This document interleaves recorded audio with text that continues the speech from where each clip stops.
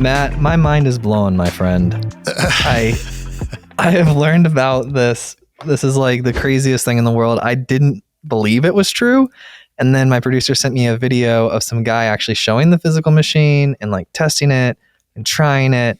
Mm-hmm. And yeah, I guess we should just start there. What is this thing that you've built? So the team at Cana, so we built the world's first molecular beverage printer. Okay. And what the molecular beverage printer, the way you should think about it is it's the beverage aisle on your countertop.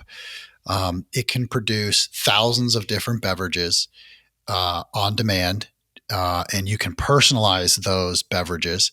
And it uses the water that's in your home, and it combines the water that's in your home with a whole bunch of different molecules, or what we call just ingredients, from a couple of different cartridges that fit inside that molecular beverage printer.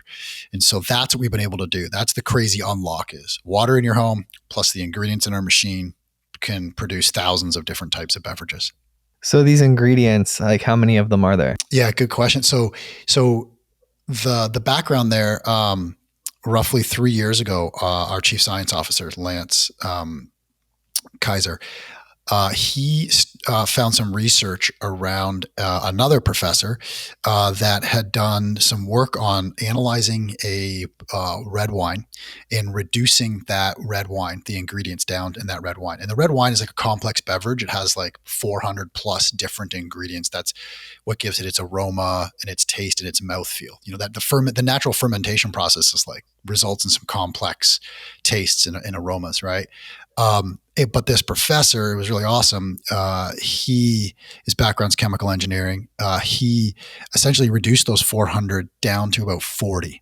Okay. So that's the kind of ratio that you're dealing with. And when he reduced it to 40, he taste tested it and no one could tell the difference between the two different types. And so what we've done is we picked up the research Lance did on our at Cana and essentially recreated that same experiment and was just as successful. And in the process, Lance's background is he is a chemical engineer, and he has a really good idea of what types of molecules or ingredients are needed to create any beverage. And so when he saw the 40 that were in the wine, he's like, you know what, I can use those same ingredients to create like a soda, right? Like a cola, or the same ingredients to create like an orange juice.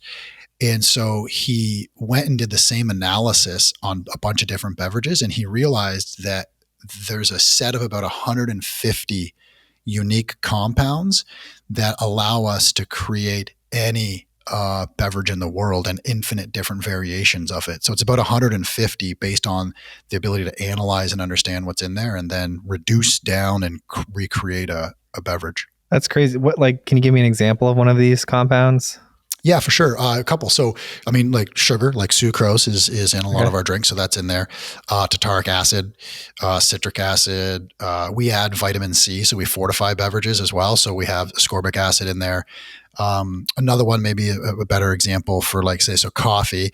We have caffeine, obviously, is another ingredient that's in coffee and tea. And so but like in coffee, there's this ingredient called quinic acid that gives coffee it's like its bitter taste, and so we have that in there as well. And we can tweak the amount of quinic acid that goes into a coffee, and it changes the coffee from like light to medium to dark roast to even to tea. The same ingredient is used in tea. So there's a whole bunch of ingredients in that.